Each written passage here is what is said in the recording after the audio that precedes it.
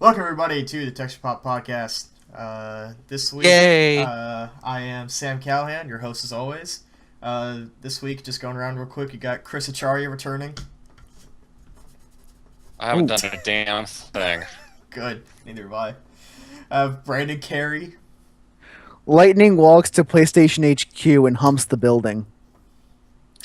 Thank you, our Fucking sponsor, account, man. our new sponsor, Final Fantasy Fanfics. I forgot to ask you guys what you wanted, so I had to pick one quickly.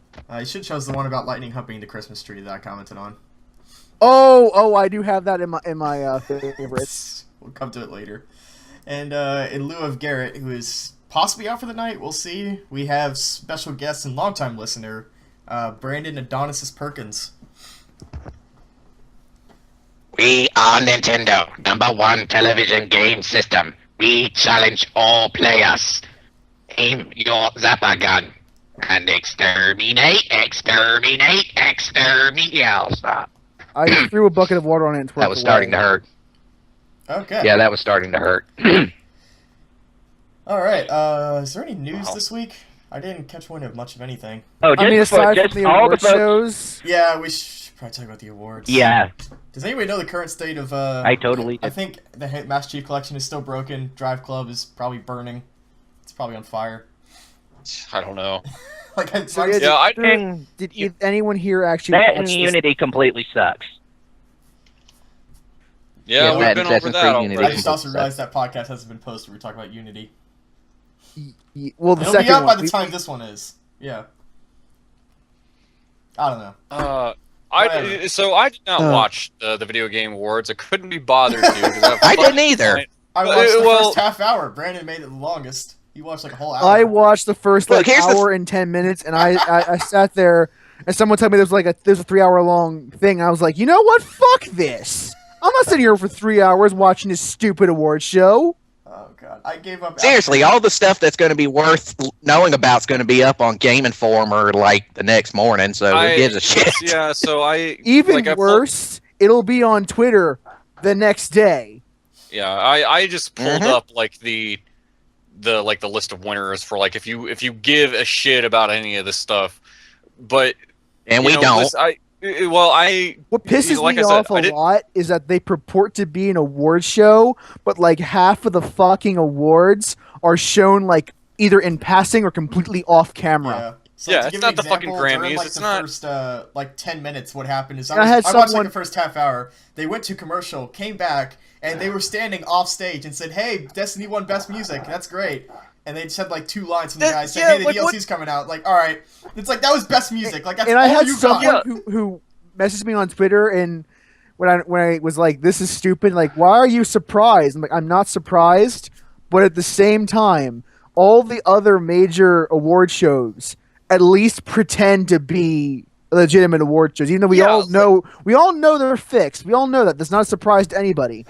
But But they at at least least it doesn't feel like one big fucking commercial. Like, you watch the Oscars, you watch the Grammys, you watch fucking, I don't know, the Emmys. Like, you know, none of it feels as disgusting as this. I Like, think that Jim Sterling tweeted it best in that it is the video game commercials with award breaks. yeah. That's basically Yeah, it. pretty much. Did he put hashtag prepared to Titanfall in that tweet? I don't know, but like, Talk about another flash in the pan it's Titanfall. amazing Ugh. how Yeah, he's like 80 that they hours don't of the seem to get it, even though they are not. Spike has nothing to do with this anymore. This is Jeff Keighley doing it on his own. Yeah. So, So like, I don't there's know what no the one who nominees- says they have to So do that. I don't know what the excuse here is. Yeah, I don't have the nominees, but I have like the list of the winners. Like Go Dragon ahead. Age, Dragon Age Inquisition was best game of the year. Okay, Big surprise I there. guess. Like, I'll accept that, I it's- suppose. Yeah, like I look back through the list of the. Oh, stuff I'm I played playing here, it. It's fine. good. I'm not saying. Oh, it's okay, here's the bad, thing, but, Well, just compared to all the shit Ubisoft's been shoving out this year, I mean, and they compare yeah, it, we you can know. debate that all day, but I like Far Cry. I like Speaking Unity. of, I just posted an article about the bad stuff about Unity. I think I just posted like an hour before the cast started. Ah, I gotta read that, and I gotta finish Unity so we can do our Unity cast, and I can talk about the good parts of Unity.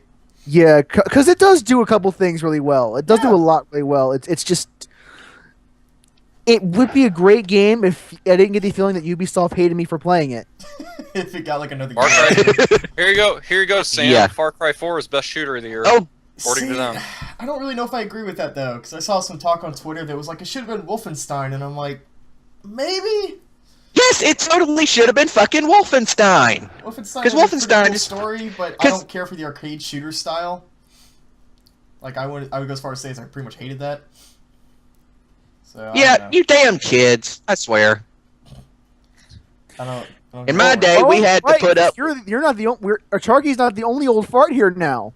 Yeah, I'm not the only one in my Yeah. fucking 30s now. That's Fucking old. I'm actually not quite 30 yet, but I'm fastly racing to that door. Though. So That's great. Yes, but just so you know, I'm fastly racing to that door, so don't feel too bad. all of you are going to get there eventually. Yes. Mm-hmm.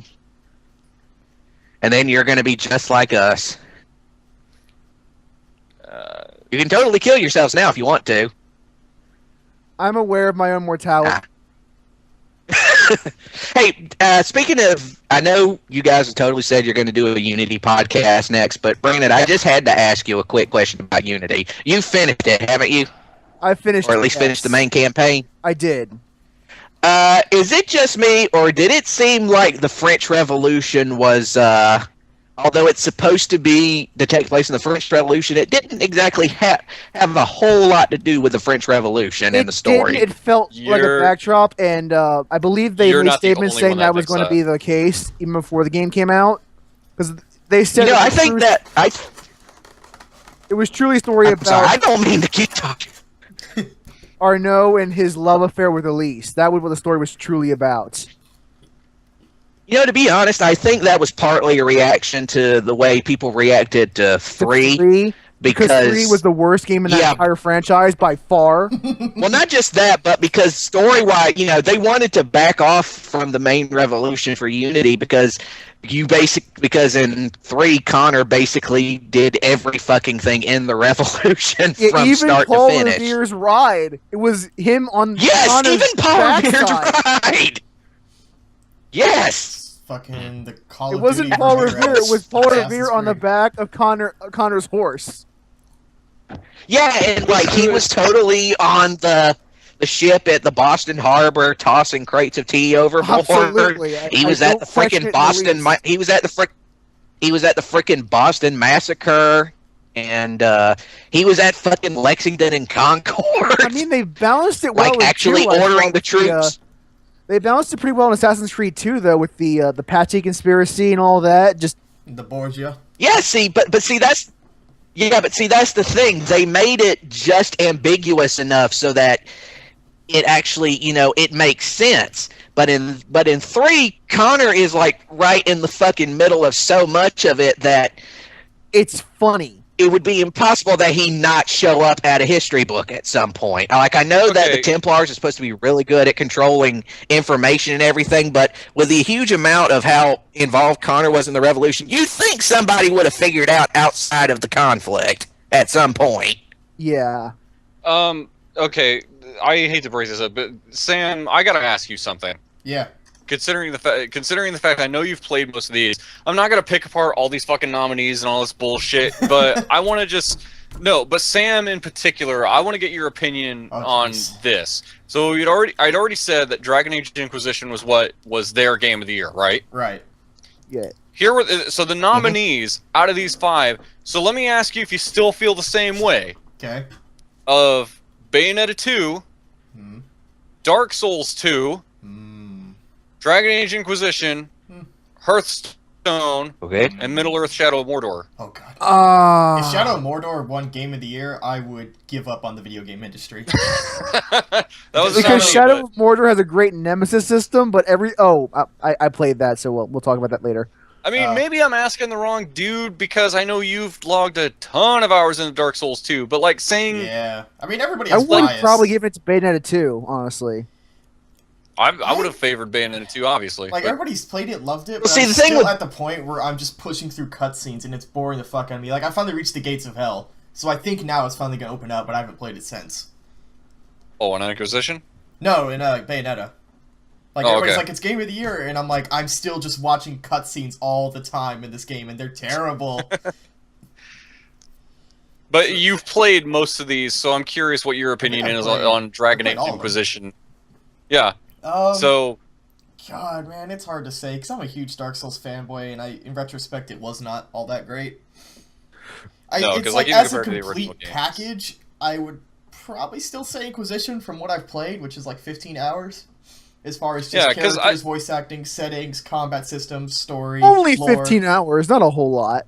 No, it's like 60 hours. I mean, Yeah. yeah. 'Cause, I mean, I got a friend who finished it recently, and it took him like 90 hours to Yeah. get through the whole damn thing. So Jesus Christ, I have no intention. it's a to buy that fairly thing, large man. game. I still haven't even made the first major choice in the game. That might actually be too large. Like, no joke. I mean, I Well, will admit. See, the regular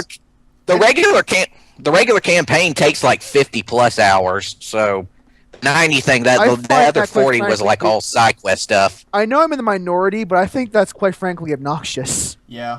I mean, Dragon Age, like, I thought it would be, but I'm still enjoying it thus far. Like, I don't feel like it's all that slow. It doesn't feel like it.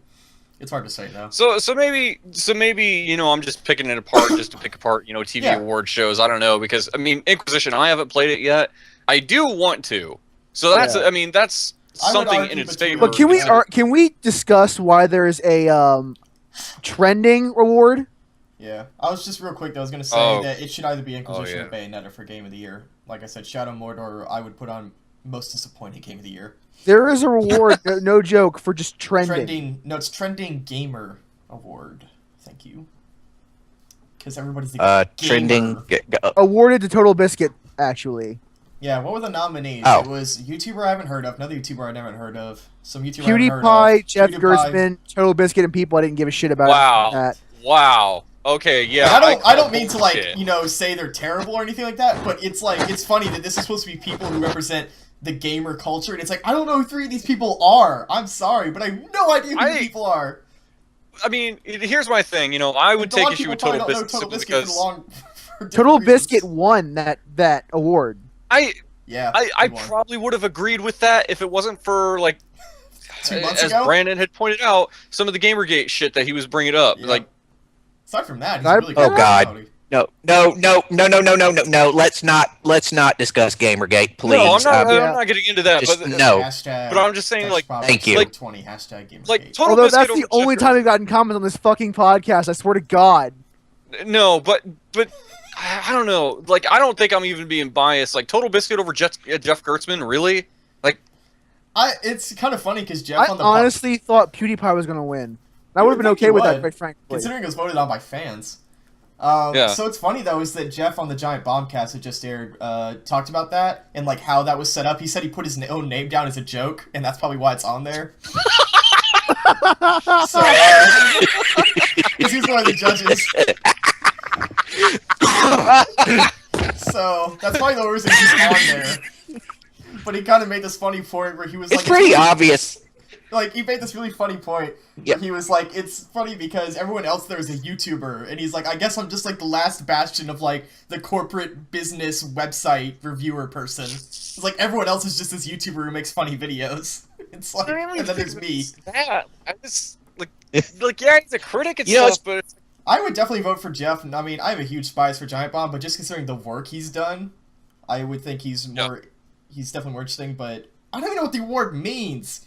Like, what does trending gamer mean? Because when Jeff did the awards, he said they literally put the That's a category. very ambiguous question. Well, apparently, when Jeff was doing the awards, the category was given to them as something akin to best YouTuber. He wasn't called trending gamer when they wrote the nominees down. So that's the other thing is that they changed the title because if it was called best YouTuber, I'd be like, sure, like that explains why it's all YouTube people and Jeff as a joke. But it's like, what does trending gamer mean? Does that mean it can be esports people? Can commentators be trending gamers? Can personalities who don't play games be gamers? Like, oh no. I don't know what the qualifications were. Can like a notable game developer who also plays a lot of games be a trending gamer? Yeah, can like Ken Levine win because he talks a lot on Twitter about games? Like, what does it mean? God, that was the dumbest fucking award, I swear. Yeah. Just what is like? You know, it's Trending kind of gamer. obvious that it's kind of I gotta admit, it seems fairly obvious that the people who put this award show together aren't terribly that deep in gamer culture. Well, Jeff Keighley is the one who made this whole thing. It's his show. Spike Really? has nothing to do with it anymore. It's literally all soulless Seriously? Jeff Keighley. Man, he was soulless Oh. up too towards the beginning. It's funny because I saw someone on Twitter who was like, Jeff Keighley's doing a really great job, and I'm like, from what I saw, he wasn't. He was still just like, I'm just spouting PR stuff. It's like, look how great this is. Like, at least He when once fucking, had a soul. He once there was like, a point. at least He when was fucking what was it? Tim Schafer went on. He made a Gamergate joke, and he just made a whole bunch of stupid jokes about game development. And I'm like, at least he has a personality. like they have a lot of Yeah. celebrities here who should get the best performance for pretending to actually like games for like 2 seconds of their lives. yeah, who was? I mean, there was the guy who played Jack Bauer was up on there for a while with Metal Gear Solid. Oh, The guy who played Keith- Jack Bauer. That's how Kiefer I know. Sutherland. Kiefer Sutherland. And I was like, Yeah. he was like, Kiefer God. Sutherland looks so interested in video games right now. Let me You know tell the guy who also plays Solid Snake now because Konami decided fuck David Hayter, like which is so for weird. whatever reason. I guess I don't the know last why thing, either, because he's so good. but I guess the last thing I'll say I would about it assume is it's because of contract. Yeah. Some sort of I- monetary disagreement, if I had to guess. I don't want to get into it because whatever my own theory is, but we'll be here another fucking hour talking about that. But Good. the last thing, as far as I want to say, is the whole award show thing was that it's the whole damned if you do, damned if you don't situation of you're making this for television viewing audiences. Some may not even play But video But games, it's but not on whatever. television Because- anymore. Well, no, you're not, because it's not on TV. It's It's on all the PS4, it's on the Xbox, it's on and the streams internet. only.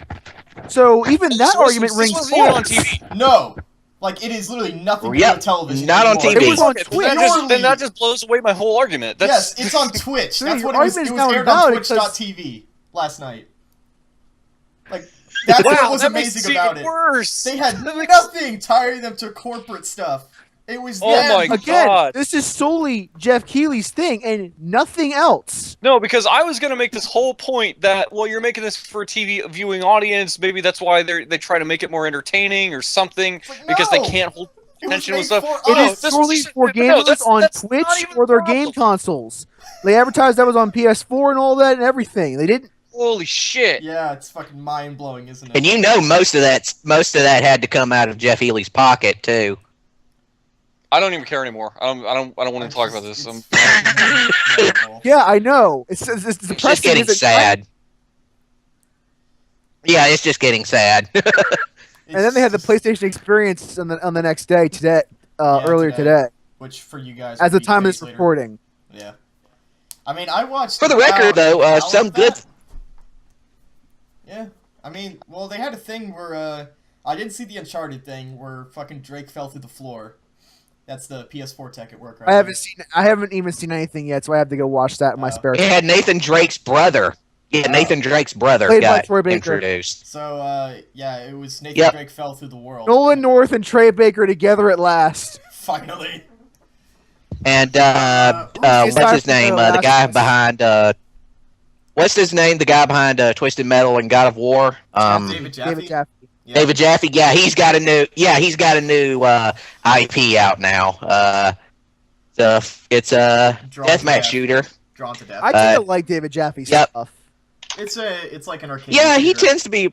Even You though don't my like God opinion of of the War? guy Yeah. tends to be mixed at times. I don't really You- have you- an opinion formed of him yet. But you don't like God of War. I know that. So I like the first God of War, for the record. The other two were shit. So here's Fuck the you. thing you want to take away from the PlayStation experience, though, even without seeing it. When I started the stream, there was 153,000 viewers, and they were showing off No Man's Sky and a couple of like trailers and stuff, and everybody's like super stoked. And then they pulled up the Destiny DLC. By the time that was done, which granted, most everything before then was trailers, and they showed a 20-minute demo of the Destiny DLC, there was less than 50,000 viewers. Oh, They dropped wow. 100,000 over Destiny. That is all you need to know. Yep. And I was like, it'd be Yes, one that thing is if all they you just need showed to a know. trailer that's like, here's the new Destiny stuff, and you probably lose some people. But it's because they went on for so long. Like, I was playing Far Cry at the same time, looking over, and I was like, oh my or no, I was watching anime today while doing that. And I had it on mute, and I was looking over. It's like, they're still talking about Destiny?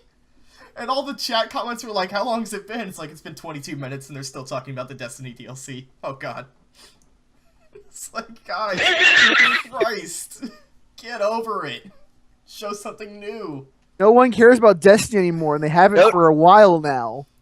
I mean, it's like, I don't mind. Oh no no showing no that, no! but it's like- Activision is going to squeeze every last friggin' dollar they can get out of Destiny just to make up for That all is the the. so fate much of already. Destiny.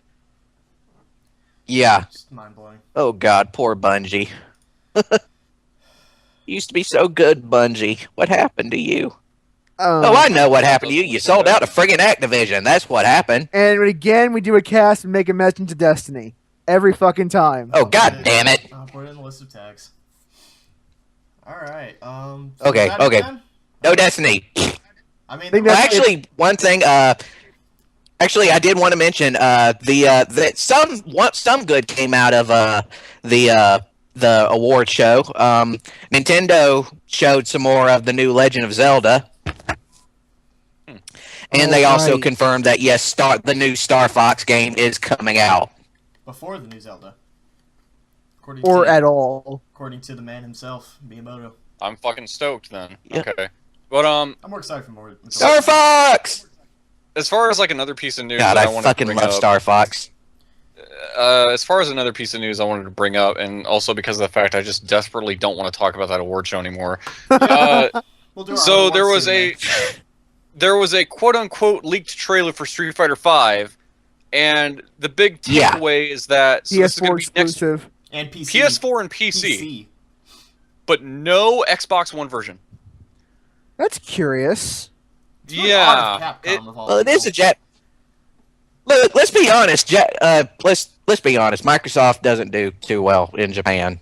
Yeah, but So- Street Fighter is I'm very not surprised. international. Yeah, but game. Street Fighter in America does amazing. Plus, if you want Yeah. to talk about Street Fighter, I doubt it sells very well in Japan on home consoles. It's the arcade version everybody plays in Japan. The home console is mostly an American thing. Well, yeah. So that's why it's perplexing. So it makes me wonder if it's more a Microsoft end, where Capcom wanted something out of them they didn't want to do. yeah, Because because I mean, doubt it's them going like, we just want to push Killer Instinct. Like, that would be weird.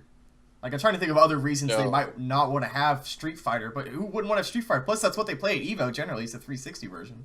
yeah, I imagine this is mostly Capcom's doing because Yeah. the fact that Capcom is even supporting the PC as well as they have been, because pretty much almost all of their stuff for the last couple years has come out on the PC. Like even fucking Soul Suspect and all that good shit. It's been Yeah, alright. and Good PC ports. for and the like most part. and like while Street Fighter 4 came out on PC, they didn't do that with like Super Street Fighter 4, but then they decided, oh fuck it, Arcade Edition, we'll put that on PC. And then they put out Ultra and all that. Why the fuck they needed to do that? But yeah, so Street Fighter 5 gonna be PC and PS4 exclusive. All I'm gonna say is I'll wait for Super Street Fighter 5, and And then I'll wait for Ultra maybe Street that Fighter 5. maybe that one will be on Xbox One.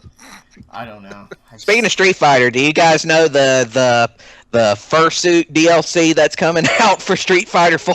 I have seen this. Yeah, the furry costume. Yeah. Yeah, they've called this the Wild Yeah. Pack. I think it's like reused. Some of them they look okay. Some of but them I are don't- actually pretty decent. like they look okay, but I'm not sure like what the motivation behind this is. Like Ryu is a wolf. I don't know what the connection is there. Cammy is a fox because British. Because of course she is. No, because and I'm not gonna get into that.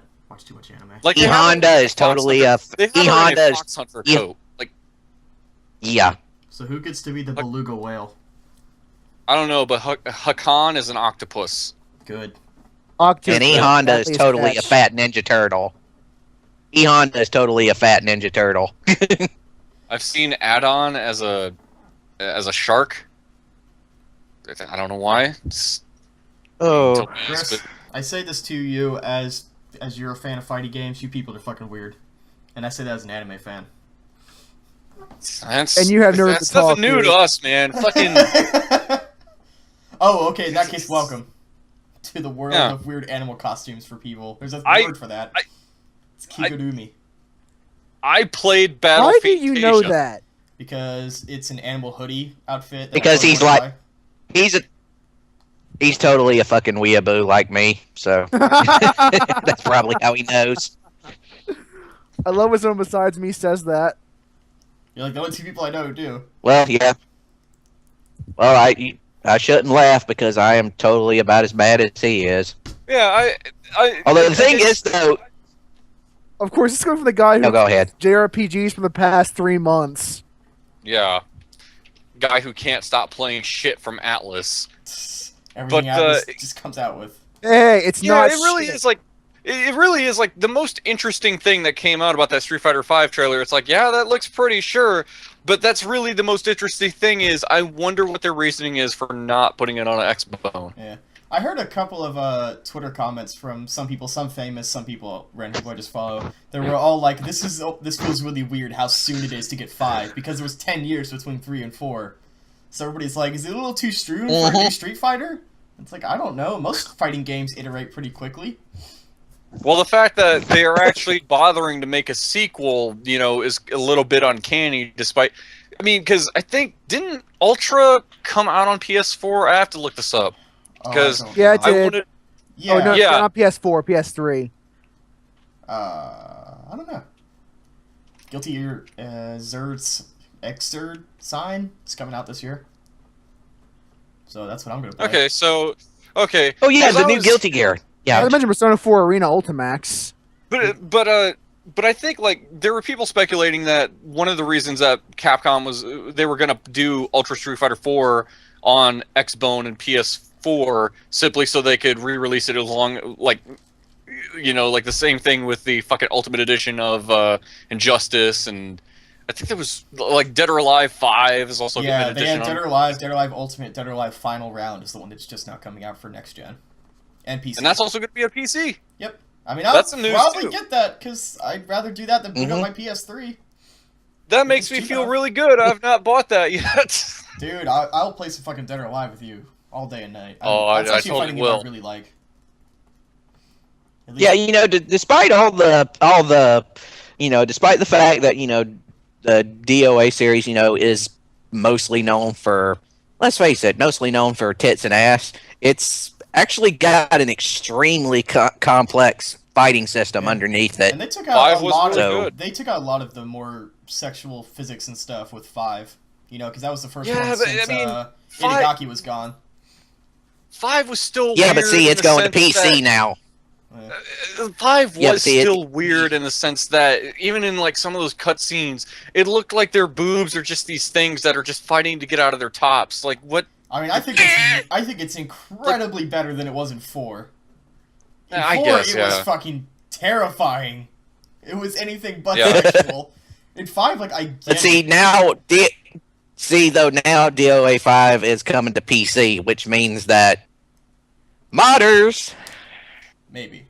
So Tools release. yeah. Oh, there is no maybe here. All I know is I'm glad that I own a fight pad and a fucking arcade stick that is USB. So Yeah, I should So probably get one of PC those. compatible. it's All I know well, is they're that when it 360 they finally are co- they are 360, but still, it's They should 360 work. shit works on here. Somebody So made a driver for it, I'm sure.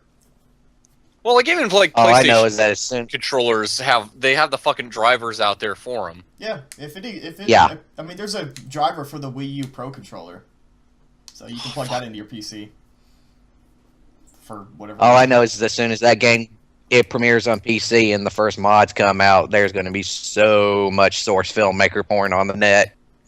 I just don't know if it will be modded. Like, modding is not that easy depending on what file access you're given.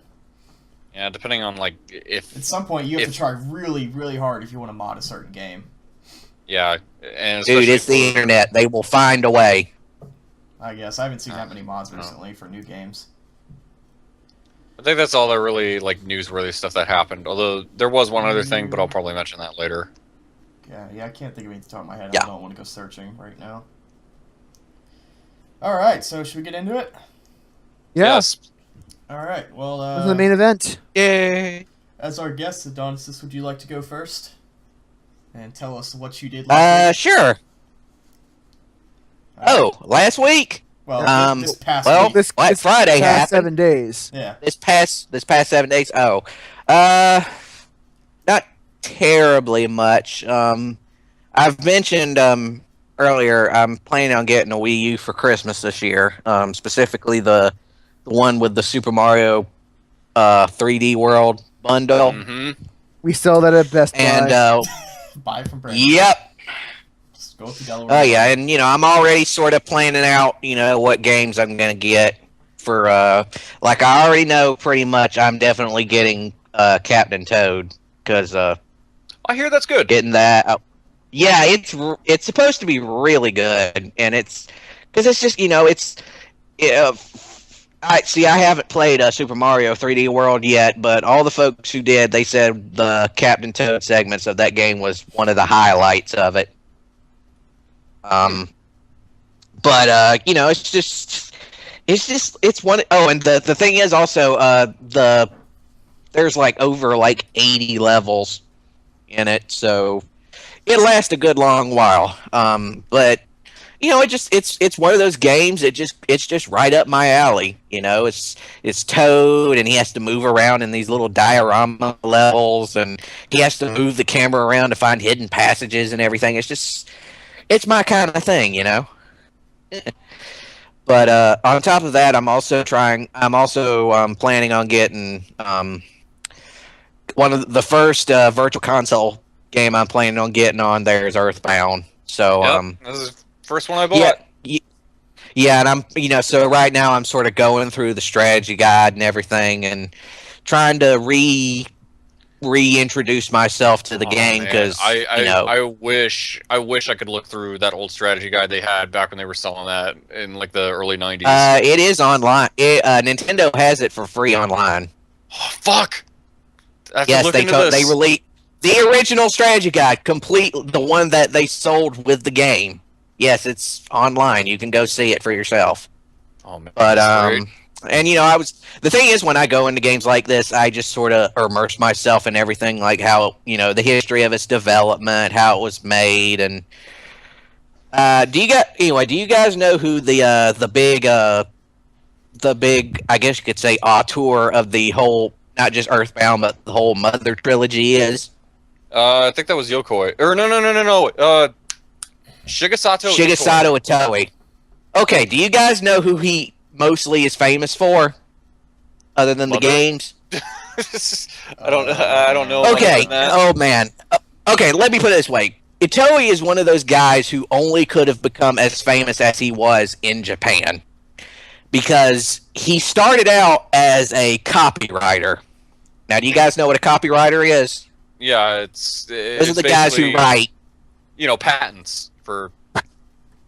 Nope. He was the guy who wrote. He was an advertiser, basically. He wrote the taglines for advertisements, and apparently his were so popular during his time in the 80s doing that they basically became big parts of Japanese culture, and he became famous mostly solely for making those taglines. Wow. And then after that, he started going into, excuse me, he started going into regular writing. So he became an essayist, and he wrote a novel or two. He wrote a collection of short stories with Haruki Murakami. He's also a. Oh, you recognize Murakami? What? No, I dropped I heard my phone. something. He dropped. Okay, but he also is he's a songwriter and a singer, and he's also an actor. He was the original voice actor for the professor in My Neighbor Totoro. What? But yeah, he was the original voice actor for the professor character in My Neighbor Totoro.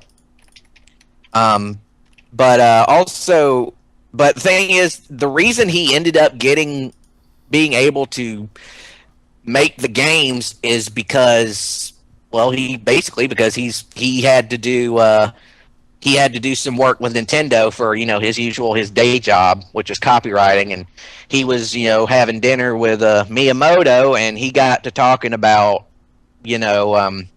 this is, I had this idea for a game, and it was right around that time in the 90s when the video game, the whole JRPG field was being filled with these games that became famous because they had famous people working on them. Like I'm trying to think here. Like, Final because Fantasy when well, not like Sales Types, but I mean, like, was probably one of the big ones. well, actually, I think Dragon Quest kind of had started that whole thing, partly because of Akira Toriyama's art direction, because he was already a household name in Japan before the first game came out, Oh yeah. and that's one of the reasons. That it was before Dragon Ball. He was still doing Dr. Slump for Shonen Jump at that point, but it was already a huge hit. So everybody knew who he was when he got signed on to do the art direction for the game. And I actually think that Dragon Quest partly became as popular as it was simply because Toriyama did the art direction. But anyway, the first Mother came out, and it ended up going to a trilogy, and he ended up being heavily involved in all three of them, and oddly enough, he's most known for the Mother trilogy outside of Japan, but inside of Japan, it's just considered one of the many things that he's done. So, yeah, and I mentioned before, I am a huge fucking weeaboo. So, weird thing is, though, I'm really more of a, although I am a huge anime manga guy, I really just kind of prefer the older stuff. But that's just You me. and Chris would love each other. You like all Yeah. things old as dirt. Alright, Fuck Chris, off. you want to talk about the good old times? Everything that Pepperidge Farm remembers? And Bluebell? Yes, Chris, let's educate these Farm? youngsters Really? about what it used to be like. What it used to be like when we had to play games, because Yeah, you do that back in while I our sit day, here on we my used to have Switch. these things. You do that while I sit Yeah. on my smartphone. Back in our day, we used to have these things called video arcades, and they used to be in these places called shopping malls. Shopping mall. And the thing was- well, that's still fairly around, but Yeah, arcades you sure have to as go to hell the one aren't. in Macon. Nope, they're dead as fucking disco. Oh, Oh, that gosh. reminds me. Because God. you Oh, Lord. mentioned it, I can't. Because since getting to know you is the fact that you're from Macon. Yes. He's from The Walking Dead. So you're from Macon then. I've been to Macon. Yeah. Actually, they did most of the filming for that show in Atlanta. But Yeah. It's true. Because I live yes, I am from that general area. I'm from Cumming, Georgia, so you probably know. I am from that general area. Yes. See, now you have to tell Yeah, us, like, is I that do. drugstore really there? Is that is the place where Lee showed up? Like, Well, I can totally tell you the skyline they showed at Atlanta is totally fucking accurate. Chris, I'm gonna go ahead Like and tell those- you that that's the- fucking being a resident of Georgia, I'm inadvertently taking offense to this. oh, Just I'm kidding. totally Ask us not. if we care. Yeah. Because at least we're known. At least our state's known for being something other than the state that the Klan reformed itself on top of Stone Mountain. So Yeah, now we hey, have The this Walking is Dead. better. Now we have The Walking Yeah, Dead. we got The Much Walking better. Dead, It's alright. and we got the what was it? Zombieland. Yeah. It's also in Georgia. But That was in Valdosta. there was a big, and The Walking Dead, the Telltale game. A big part of that game took place in Macon too. Yeah. It's pretty The cool. drugs. It was yeah. Macon is. I'm gonna be honest. Oh, it's wait, I fucking thought dying. There's a TV show to comic book. What? For Yes, me, Walking there's- Dead is just Why, yes. games. Okay. But it's the I'm gonna be perfectly fucking honest with you. Macon is dying. It's just aw. Just it's dying. there. Yeah, it's to be honest, it's the obviously the economic slump hit the whole country. It hit Macon pretty hard. So, Trying to Macon. But, I you know, south of Atlanta. yeah. Shit. When was the last Yeah. time? Trying to remember the last time I went to Macon. It's probably when I was going to Valdosta. Ran by there. yeah. Macon. I'm not saying Macon is a bad place to live. It's definitely No, it's nice. fine. Just It's fine. Eh. I would hope. it's just that all the fun. It's just all the fun stuff's in Atlanta. That's the Hey, problem. like I live in Cumberland, There isn't which shit is to do down here. like nobody hosts anything. If you're in Yeah. Georgia doing like a concert or something, you go to Atlanta. You don't go anywhere else. It's like where's the closest I can get to Oh, that's Atlanta? not necessarily true. I mean, there's That's like, not necessarily true. I there's mean, like Verizon Amphitheater. we've had some people do big- stuff in Savannah, but it's like Atlanta's the big deal. well, we've had a couple of big acts show up at the Macon Coliseum. Like I know Alice Cooper was there October, so So we don't have stuff like I that. was totally there. Like, But that was pretty much it. don't drive to Atlanta. Atlanta, Methlanta. That's what I call it, Methlanta. Yeah, I know some people Because call it there's Hot totally a Atlanta, lot of and I'm fucking like, men. that is such a fucking tourist thing. Like, I've heard people say, like, oh, you live near Yeah. Hot Atlanta? And I'm like, no, I live near the fucking Windy City, you fucking tourists. Like, nobody in Atlanta calls it Hot Atlanta. You call it Atlanta. And, or, I want to get the hell out of here. It's so hot. Yes, you And would or get call it off that, my Brandon, 'cause you're goddamn from fucking property. Delaware. You would say that. Yeah, because it's fucking hot over there. It's humid. It's not that hot. Go to Texas. It's like 100 degrees there. It's hot, dude. It's so hot. It's like 90 degrees. It's so hot. Dude, you think that 50 is cold? That's true. It's because we live in different areas of the country. 50 is cold. It's No, it fucking freezing, isn't. man. You gotta wear pants. Oh, gotta like a wow, jacket. you put on a hoodie. Gotta go get like a jacket, and pants, and don't leave the house. And if it snows, God forbid, if it snows in Georgia. Like, Oh you my know- god, if 3 snowflakes hit the ground, the whole goddamn state shuts down. Like, you probably remember that. Like, remember it was like this past winter where it snowed in Atlanta and people flipped their shit? Yeah, Oh, and it's a land- blizzard. You got Oh 3 god, snowflakes. yes. We only got like 2 or 3 inches of 3 snow. and snowflakes people on the flipped their ground. shit. Oh my god, 3 snowflakes on the ground. Shut down They everything. literally Now. They literally shut down a whole bunch of Atlanta stuff because we had like a couple inches of snow. It was, I remember hearing about that. it was, It was great. hilarious. They shut down schools and shit. Because It was they got a hilarious. couple inches of they got a couple inches of snow, and guess what? Macon didn't get shit. We got like a little bit of snow up here, but yeah. Yeah. All right. Play anything else or do anything else? Well, a lot of my time recently has been with my job. I work over at GameStop now. And like I said earlier, I had to work a 12-hour shift over there the other Friday during Black Friday. But let's see. Other than that, well, I've been playing Dragon Age Inquisition. I haven't gotten too terribly far into it yet, but What are you playing? what I've seen Xbone. Okay. Yeah. And like I said, I'm not too terribly far into it. I've only been playing it for I've only gotten like a few hours into it, but for what I'm seeing, it's pretty awesome. I mean, it's I gotta be honest. I really think BioWare managed to redeem themselves on this game That's a lot of what I've been After hearing. the- And after the which is- travesty that was Dragon Age 2 and the total fucking misfire that was Mass Effect 3. 3. Mhm. Yeah. Yeah, it's You know what? yeah, I'm it's- just gonna go ahead and I'm just gonna go ahead and say it. I actually liked Mass Effect 3. I'll admit that the ending pissed me off, but everything up to that point I really enjoyed. I like Dragon Age 2, So- but Brandon won't believe me. He says I'm lying to him.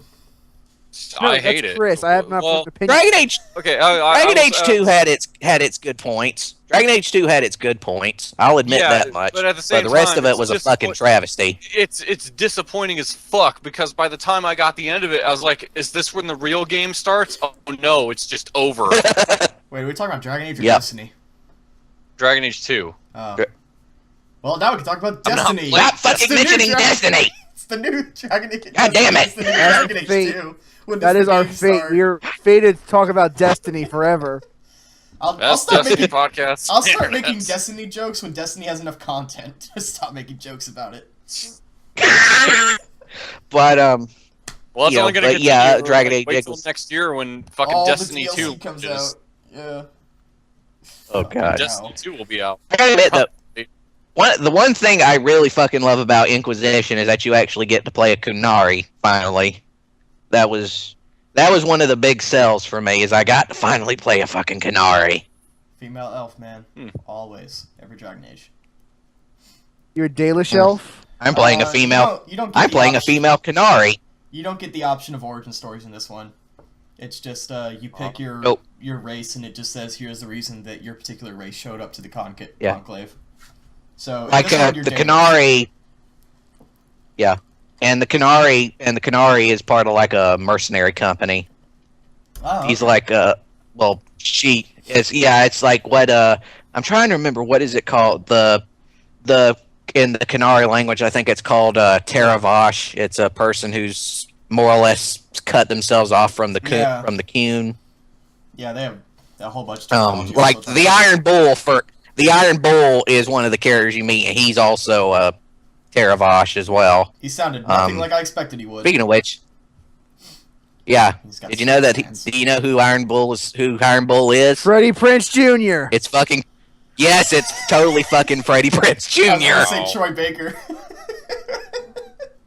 Damn it Oh, all. Oh god. That's- Yeah, it's totally Freddie Prinze Jr. And he's awesome. And that's the thing, though. He's awesome. Yeah. The Like, he's fucking not Iron just Bull is like totally my.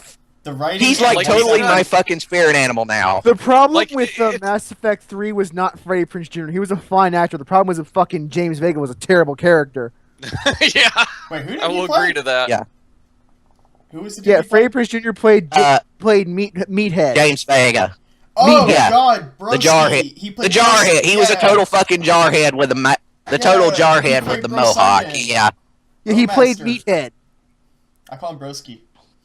I still remember this bit from every time I think of James Vega. I always think of that bit from a Rooster Teeth podcast where it's like, it's like everybody reveres you because you've saved the universe like twice, and everybody is like, Yeah. oh my god, you're Commander Shepard. It's like, fuck yeah, I am, and everybody on your ship respects you, and then you have fucking Vega who's also flippant. And he's like, oh, I don't care. He's like, what? Who the hell is this guy? Like, really? It's like. And I think Bernie said it best when he said, "Hey, asshole, how are you enjoying your fucking galaxy? Because I saved it twice." Oh man. Well, okay. Look, in Mr. Vega's defense, he was on Earth when with his loved ones And to in New hi- York and when in his the defense- fuck- he Dubstep was showed having- up. He had too many steroids When the that day and he Reapers wasn't really paying fucking- attention. yeah, that's yeah, totally.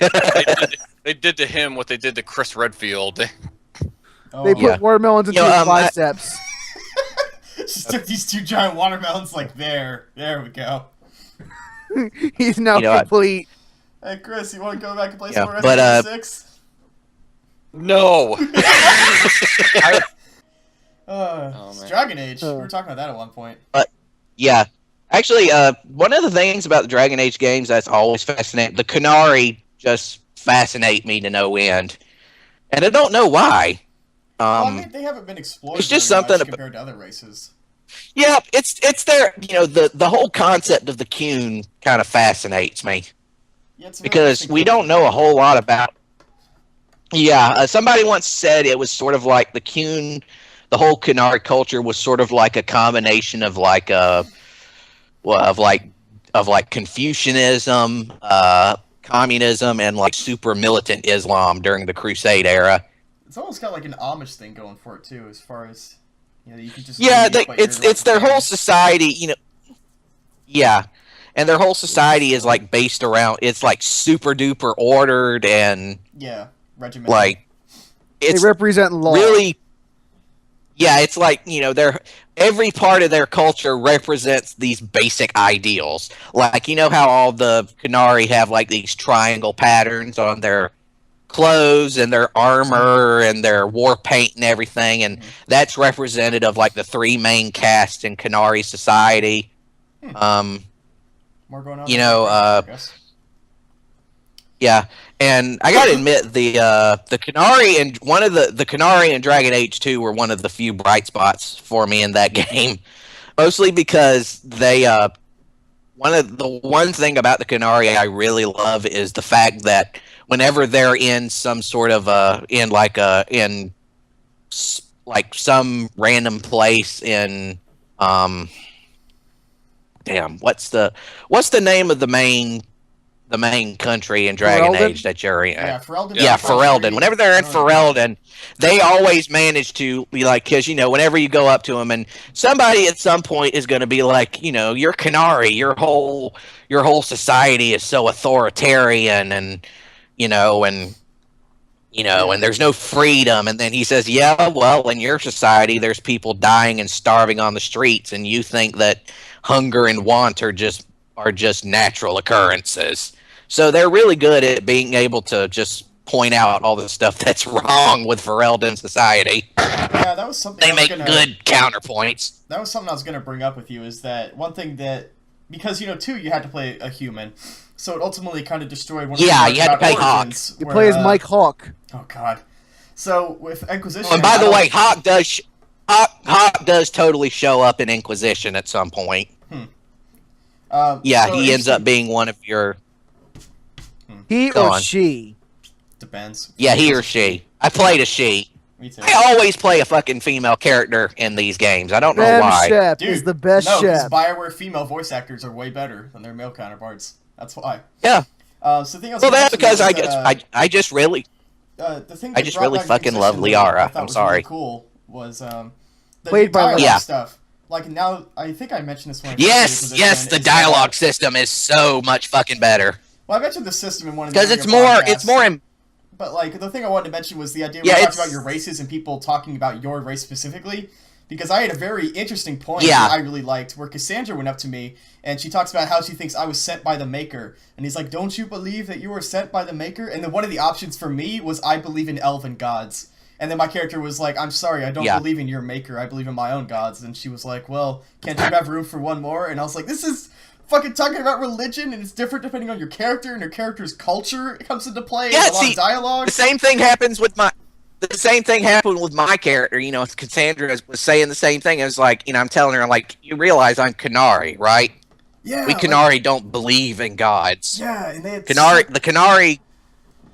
Like, I remember Yeah, one they're point, talking like, you about go to, fucking like, they're religion talking and about, stuff. like, a Dalish clan or something like that, and then you have specific dialogue options about the Dalish, where it's like, "Oh, well, my clan didn't do this." It's like, "Oh, you don't say." And it's like, "Yes, Dalish clans are different." I'm like, dude, fucking BioWare is at their best when they're just completely just laying down, like, all the different dialogue options depending on what character you play. Which is why I think it's weird that people Yeah, play like I humans said- in that game. Because, like, why play a human when you could play Yeah. a dwarf or Why a play- mage or just someone who has unique dialogue?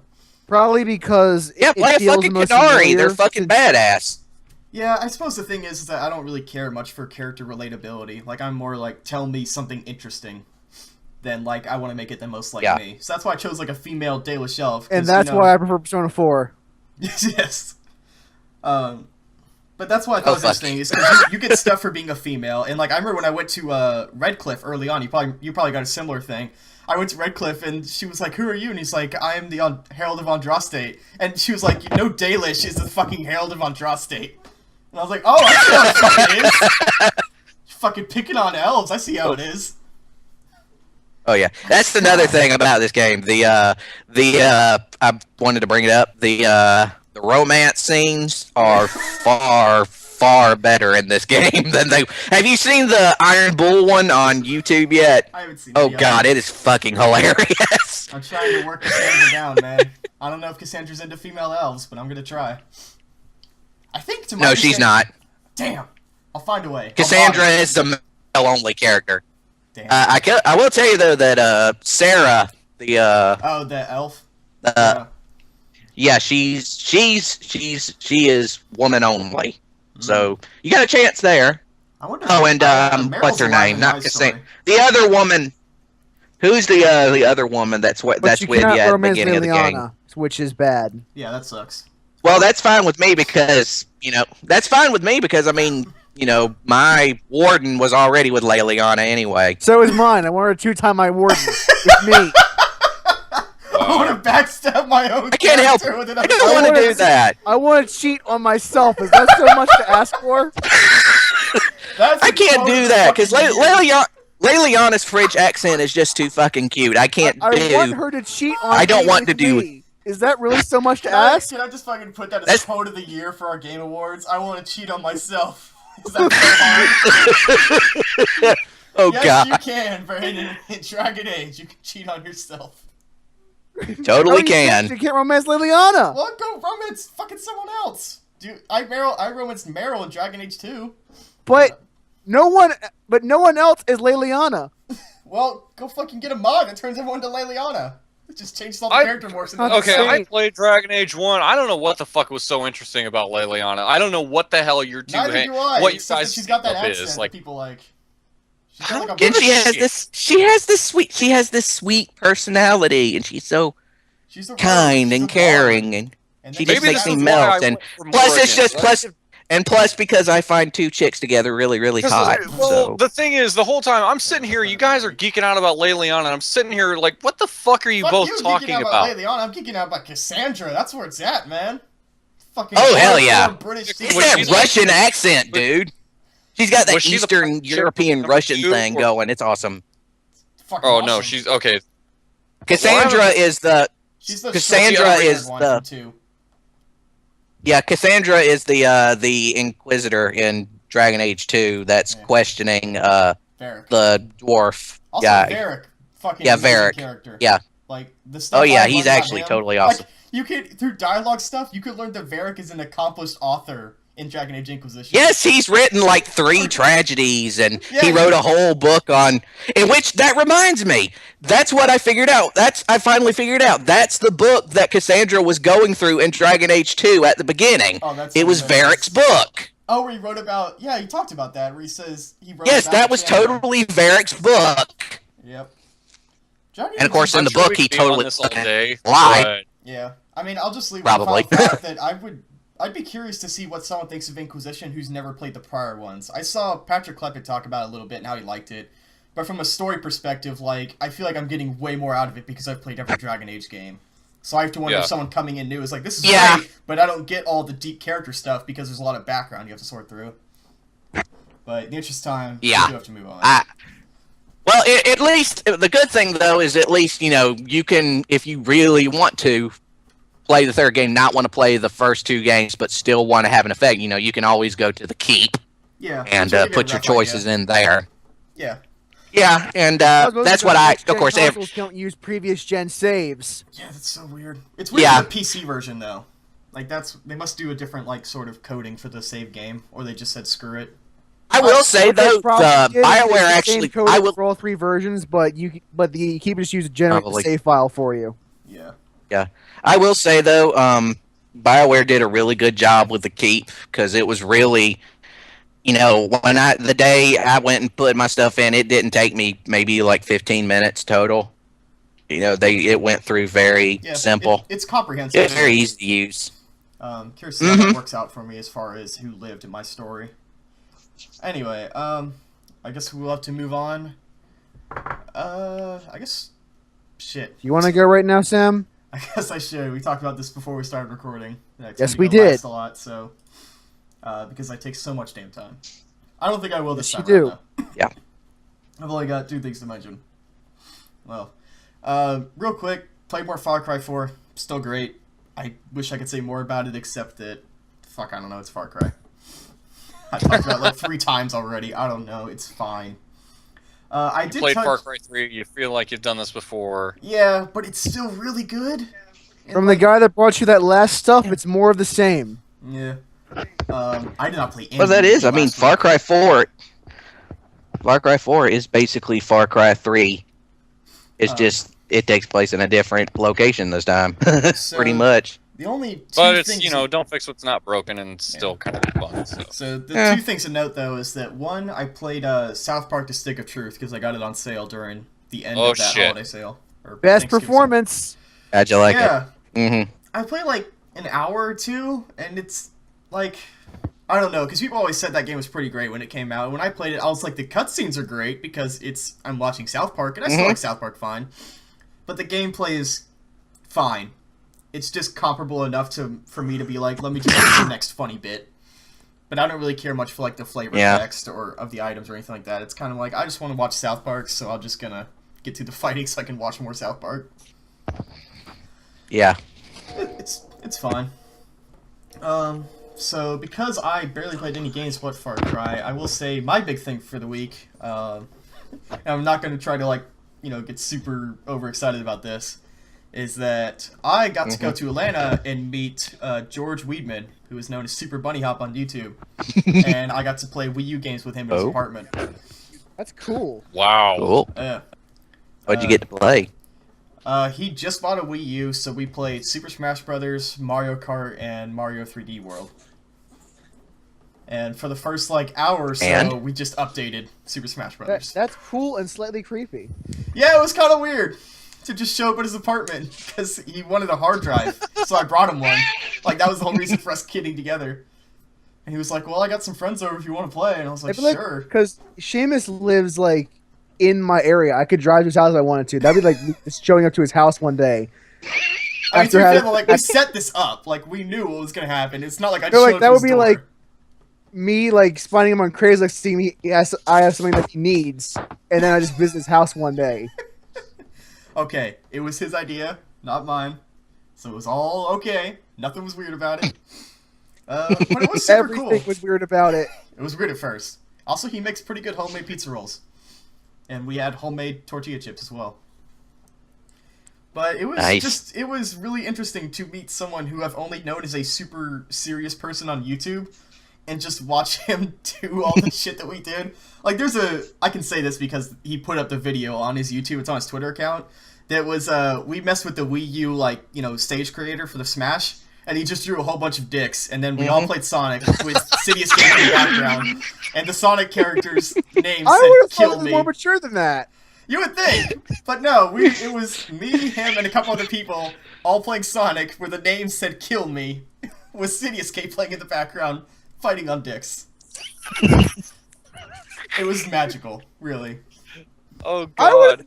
That is not my vision of Super Bunny Hop at all. It was really weird. It was kind of funny because one of the guys who was hanging out there, he was like, "Don't meet your heroes," and I was like, "Yeah, it kind of changes things, doesn't it?" Yeah. I'm not saying it's bad. It's just so funny because he's only known as It's this actually super serious guy, and it's just funny to hear him just making all these jokes and stuff. No, he's a real person. He has a real sense of humor and such. He's an individual. But it was just fun as hell time. So hopefully sometime we'll get to do it again. We played Smash with all GameCube controllers. It was the first time we ever played the new Smash game. And I don't think he ever played Brawl, so the first thing he said was this game feels really slow, and I was like, yeah, they really slowed it down from Melee. Everybody got super heavy all of a sudden. Let me ask you. Yeah. Let me ask you guys. Do you guys know if there's a single player mode for for the new Smash? There's the not so much like an adventure mode, but do you want a Subspace Emissary? Something like. No, just a regular a regular single player mode. If you mean Fight Dudes up to Master Hand, that mode's in there. There is a standard fight 8 guys and fight Master Hand. Yeah, that's in there. Okay, that's what I was wondering. The online works pretty well. I talked about it the week that I got it, but it's pretty alright. I've been enjoying it. Did they hit the... Alright, yeah, one of the things about the Smash series is I love the trophies. Those are one of the main reasons I play the Smash games, because I am a huge Nintendo junkie and I love learning all the stuff about my favorite company. Well, other than that, we played Mario Kart, and that was pretty fun. The only weird thing is that Chris would know this because he's been playing a lot of it. Is that the game runs at 60 FPS when playing alone, but when you play multiplayer, it goes down to 30. So you have this really jarring thing where as the race sets up and it flies over the courses at 60 frames, and the second it goes behind the characters, it just starts getting really framey. Yeah. It goes down to 30. Yeah, it's bizarre. It's not unplayable, but it's really noticeable. fucking weird. It's noticeable. Since I've been playing at 60 FPS Nintendo. every game from these days. I mean, it's what you have to Nintendo do. still hasn't figured out how to do online. Nintendo still hasn't figured out how to do the internet. No, they really haven't. I did have this funny moment with George, though. We were sitting together and playing Mario Kart, and I was like, I don't think I've ever played Mario Kart alone. Like, 4-player split screen is the only way I know how to play. And he's like, yeah, that's kind of Don't true. do split screen. More often than not, this kind of stuff is why, because you need to drop the frame rate to do it correctly. Yeah. I mean, it was playable. It was fine, because, you know, older games ran at 30, I think. But They did, yes. yeah, so it's not like I was ever They used didn't to a know- higher that's a- one. But it was just kind of But bizarre. they also didn't have to put as many pixels on the screen True. back then either. So Exactly. What was the other thing? like Mario- the first Smash game was just like a bunch of polygons and that was it. Yeah. And the last thing we played was fucking Super Mario World, 3D World. And that is just utter chaos. And With 4 people, Yes, it's it just is. nuts all the time. Like, Yep. people are just constantly fucking cats and just hitting each other and picking each other up. And because the sprint Like, you can button do is, co-op, but you totally shouldn't. like, it's funny because just like in New Super Mario Brothers, the sprint button and the pick people up button are the same thing. So a lot of times Yeah. I would start sprinting and then this guy over me would be like, Sam, fucking put me down, and I'm like, I can't, I gotta run. I gotta run away from this obstacle, and he's like, well, just don't die because you're holding me right now. Like, it was just bizarre. hey Chris, would you say that Super Mario 3D World is a fantastic single player experience as it is a multiplayer one? Is it the best multiplayer game of the year, Chris? I guess that depends on what you're wanting to accomplish. If you're wanting to actually get through the I'm level, wanting- then I'm wanting to do a single player. I don't do multiplayer that much. I mean, to be yeah, fair, just play single player. Just play single player. You will have fun with it. To be fair, though, we Okay. conquered all of World 2 in multiplayer. No, Like, because it's possible. yeah, as a single player game, if you want a fucking Mario game, yes, this is what you want. As far as I multiplayer, do love though, Mario. yeah, if you want to play multiplayer, well, congratulations, you're not going to accomplish anything. You're just gonna be fucking. You're gonna dicks throw to each people other off the side of the level. That happened. Yeah, Yeah, you're just quite gonna a pick lot. You're people gonna up be and dicks throw to them off each the side other. of the level. Fuck off. I That's got a pretty lot much of what hatred for happens. that. Just constantly just picking people up and like, I don't mean to, but I can't let go of you now because we're on a moving platform. Like, you can't also just put people down. You have to throw them. So there's certain situations where it's like, don't fuck up because I can't get out of this alive if you do.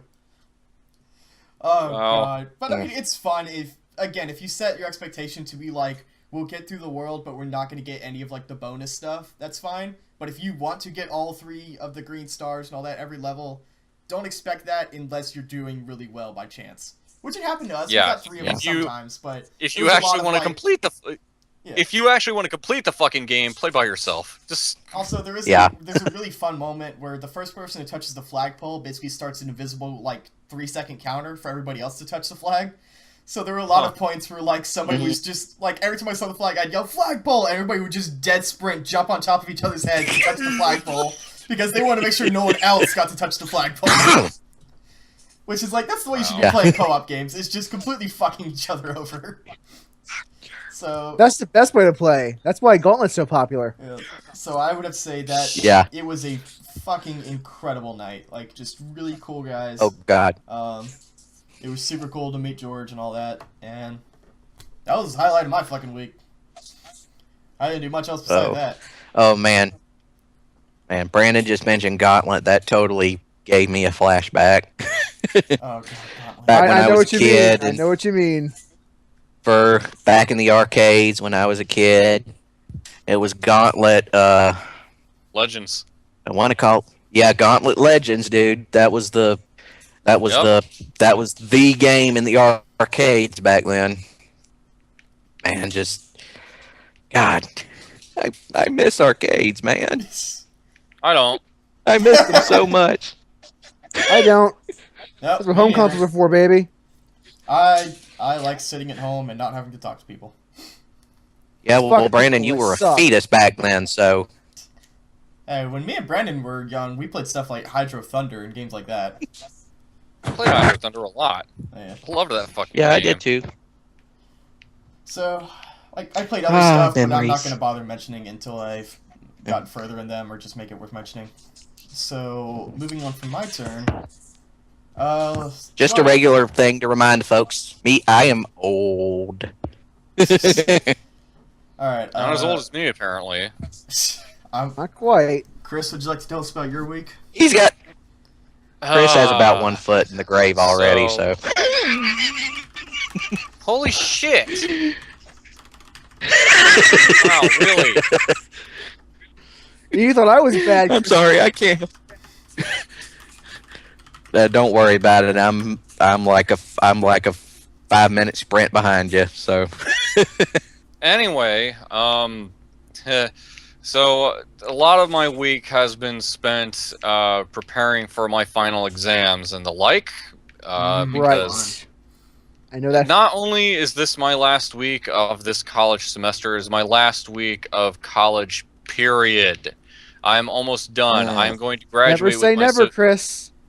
Well, who the fuck knows when I'm going to ever go back for my bachelor's? Because my big priority right now is I want a fucking real job. I'm tired of doing shit work, and I'm tired of being fucked over. I mean, would I like my bachelor's? Yes, I would absolutely love to have my bachelor's. When is that going to happen? I don't fucking know. When I can afford it, but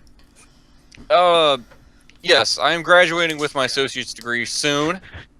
I've been doing pretty well in my classes, so, and you know, fingers crossed and final exams. So, man, we're gonna as play far as so video many games, bad video games once you're done. Oh yeah, we got. I know. Back to back, fucking Aliens Colonial Marines, then Resident Evil 6, and then Narco Terror and Dead Space 3. I would put. Well, Dead Space 3 I finished, so if anything, I'm going to be helping you. But Narco Terror, I'd much rather play that fucking Resident Evil 6. Like, Narco Terror, at least. Fucking Resident Evil 6!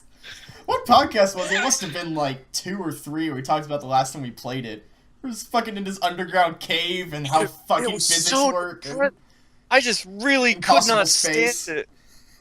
Oh god, it was so bad. And then we're on a plane. Because fucking zombies. I'm tired of these motherfucking snakes. This motherfucking plane. I was really hoping there'd be snakes on that plane, but they were just zombies. No.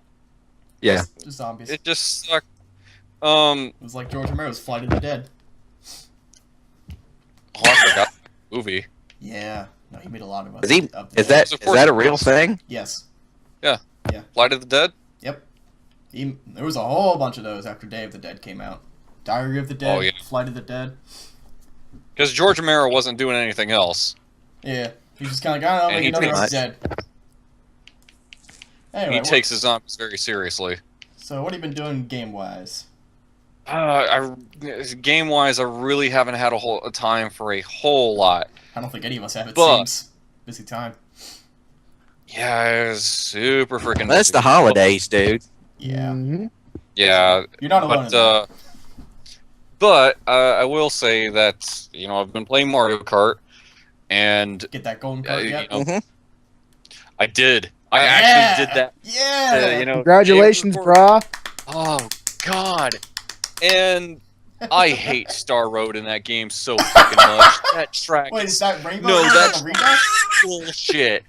It's like oh a my Rainbow God. Road thing? Where it's just like there's no guards on the edges, you can just fall off the fucking track. Yep, absolutely. Just it's the only way. It is so fucked. Like, I appreciate the look of it. It is very pretty to look at, as with a lot of things on this game are. But holy shit, some of the turns on that course are bull crap. Like vehicle combinations that I've had no problem using on various other tracks.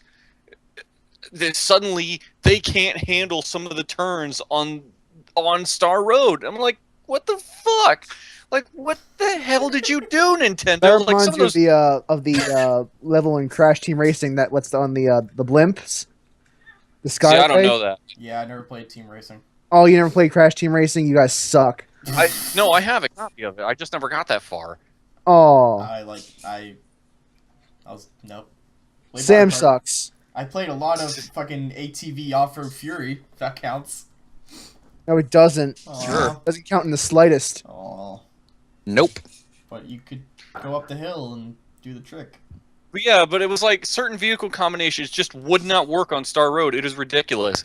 And granted, I'm sure that considering the number of parts that there are in Mario Kart 8, yeah, I can see why that would be possible, that some vehicle combination would just be shit. But holy crap, like it was just impossible to drift around even. Like I couldn't believe that shit. And yeah, it was ridiculous. Like I think like the standard bike I was using, like just standard everything, which was what I was using up till I started getting up to like the mirror tracks, because 150cc I was able to get through that. And of course the big part of playing Mario Kart 8 is wishing to God that you could turn the items off, but it's just, yeah, because it's almost like a roguelike, to where it's like each Grand Prix is just like a run of like That's such a great way of putting it. Mario Kart's become a roguelike. You might just be fucked. You never know. You're just going to be fucked this round. Yeah. That's so great. It's basically like playing Binding of Isaac, because like sometimes you might get good, You might you get know, good items sometimes, but a lot of times and- it's shit items.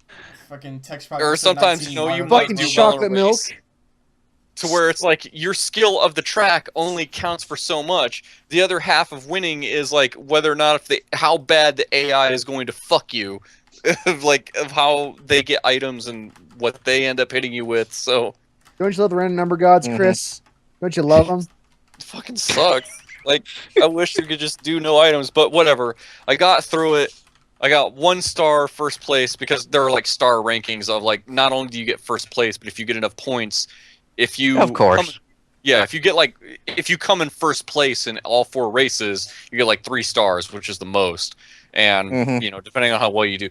But for the golden cart, you only really need to get 1 star on the 150cc courses and the mirror cups. And yeah, and that was a pain in the ass. And the mirror tracks, I never want to do those again. Like, man, it's like time trials feel like a relief. It's which is what I'm doing now. But yeah, I think video game wise, Mario Kart is really like the only other thing I've been playing. It's been kind of uneventful, but but to make up for that, I did want to mention something. Was a recent episode of South Park. Right. Oh yeah, the one with PewDiePie.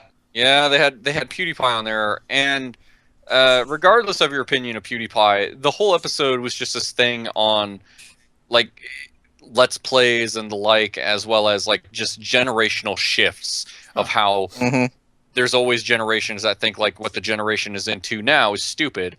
And I will admit, it's dumb to have your friends over to play a game, but if they all just start watching LP videos, yeah, that'd be stupid. But and I will admit, I hate the idea that a Let's Play has become an ugly, like, negative thing. Yeah, like, like a yeah. almost like I know what you mean by that. Yeah, like I don't like that, you know, because I do think there is a good place for Let's Play videos, especially for older games that, you know, sadly. Yeah, like Retromania, you know, that's pretty awesome. Like, we might not have the hardware capabilities to run this stuff anymore as they were intended to be seen, you know, because yeah, we get HD re-releases and all that good stuff, but when it comes to some games, like, you know, they just get lost to fucking time, whether through licensing or what have you. So, Chris, for a number of reasons. I want to stop you for a second, just because you might find this funny when you just said we may not have the hardware for it. I saw somebody who I saw a tweet get retweeted a whole bunch till I saw it, where somebody posted a screenshot of them trying to play, I think it was like a DOS game, and it had a message that said your CD-ROM drive is too fast to play this game. And it was like if you're using any kind of software that speeds up the speed of your drive, you should stop that. It's like it's running too fast to read the game. Yep. Old PC games in particular, it's like, as much as people want to talk about PC... That's why GOG is so great. Yeah. Because it will make a DOS that's why you gotta get... and run it and help you with that. Yes. And yeah, you have to get DOS. Yeah. DOSBox. Gotta get DOSBox. Yeah, it's good that there are those solutions out there to get some of those old games running, but you have to admit, there are times when hardware and operating systems get so complicated that It's just not possible. Yeah. yeah, It's not absolutely. I have a couple things of old PC games that will not run anymore, no matter what I try to do. Although I think the one thing I haven't tried yet is I know some people have some luck using a virtual machine. Like I once ran a virtual machine because I bought a copy of. I use read the title from I use virtual machine in my graphics class to help run OpenGL. I bought a copy of like Mhm. this Tonka construction game that I played when I was a kid, so I bought it off Amazon for like $5. And then when I put it in, it was like Windows does not support this, and I had to get a virtual machine that goes all the way up to like Windows 95 to get it to run. And it Yeah. ran, just a little window inside my computer. yeah, Yeah. it's just that the farther we go, you probably will end up having to do just more ridiculous shit to get older computer games running, like Virtual DOS machines games within especially. Virtual machines. I mean, I'm I am amazed at And the fact. DOSBox is already a shooting pain in the ass to have to operate in the first place. But Yeah, but I am amazed at the fact that like I got fucking Infiltrator, or no, not Infiltrator, Crusader No Remorse on on Origin. yes, And from I've got that. Like, it opens up a DOS box, but it runs kind of janky as shit. Like, especially the videos that they have on there. Yeah. Oh, Chris, God. You're not a Giant Bomb premium member, but they Giant Bomb guys did a video of that called Random PC Game Crusader No More. It's like 2 hours of them playing that game. Yeah. It's pretty Mhm. good. And, yeah, it's weird playing that. But getting back to South Park, like, you know, it was just this whole well, actually, I guess there's really not that much to say. I mean, it was just this whole commentary on, like, popular YouTubers and people who, you know, do Let's Plays. And to me, where I think Let's Plays are a good thing, like I've mentioned, having video captured footage is kind of one of the one of the good ways we have of preserving old games, in a sense that, you know, sometime down the road, you know, we kind of take it for granted now, but sometime down the road, it'll be really good that we can see, like, maybe an entire playthrough of an old game that we don't really have the ability to play anymore. That's Especially, a like, way for to look at it. I never considered that idea of like the long-term reason Yeah. for Let's Plays would be for The, archival reasons. the historical significance of a game. Yeah. Yeah, That's a really absolutely. interesting That's one of the reasons. Like, you know, I've only done LPs of 2 games in my time, but, you know, which was Ninja Blade and fucking Evil Dead Regeneration.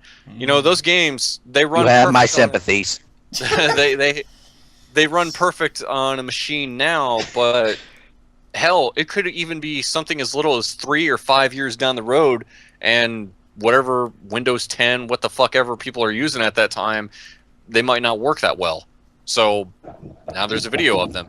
I will admit, I think it's stupid when, like, games that get released like the first fucking week and somebody's already posting video of it. Like come on, dude, Yeah, really? see, Like, that was the thing I was thinking of when you were talking about archival stuff, because we were talking about older games. Yeah. Whereas most people think of Yeah. Let's Plays as fresh games that people just play through, and it's like, why not just play the game that just came out? yeah, I think that's stupid. Yeah, I That's- definitely like the idea of, There- like, I like people who either play games I'll never play for one reason or another, or play games I can't play for one reason or another. Yeah. Like Super Because Best Friends. there's a lot of there's a lot of really great old Nintendo games that are just really fantastic, but just not a lot of people remember them or played them. You know, like Nightshade, for example. I don't know how any of you guys remember Nightshade. It was I've seen videos of It was that. like- Yeah, I've seen videos. it was a really good and really unusually deep game for its time, and it also helps that, you know, it was that Paul Kidd was the writer and designer for the game, the same guy who would go on to be the lead designer for Shadowrun in the SNES. Yeah, but, like, even dudes I enjoy watching, like Super Best Friends, I enjoy their videos, and I love the stuff that they do, but their playthroughs of, like, Walking Dead or Wolf Among Us, I'm never going to watch those until I play those for myself. Yep, Yeah, I that's didn't the watch those exact until same after thing I I do. watched those games. If it's a Yeah, new game that like- I'm gonna play, I'll always play it before I watch it.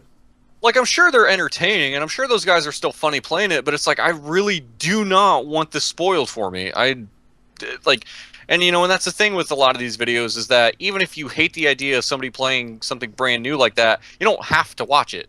It's there there for are the certain people who, for one reason or another, can't play that game and are really appreciative of the new Let's Plays. They're like, Yes. I can't get the Evil Within. It's like, all right, well, there's some people who have played it, and I can just watch them play it. Yeah, and that is a good thing too.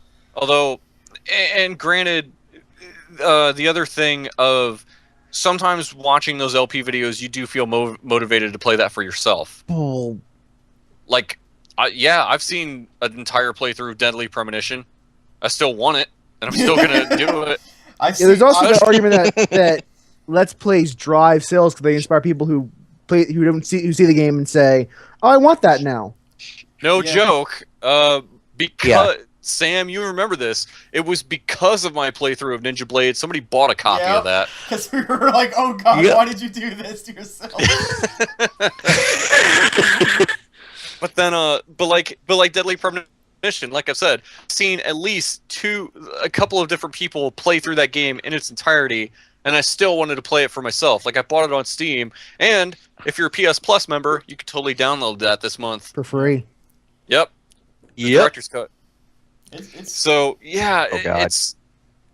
I guess that's really all I wanted to say on it. It's like I don't think Let's Plays are a bad thing, and I think it sucks that they have such a negative connotation. That people think they're just lazy and everything like that. There could be a lot of work that goes into an LP, especially if you're somebody that is good at them and you actually do strive to make them entertaining. I think what people forget with LPs is that you basically have to get through that game by sheer force of personality alone, because you have to constantly be talking about something, and that's why people are like PewDiePie is so famous silent. because has such a crazy personality, whether you like it or not.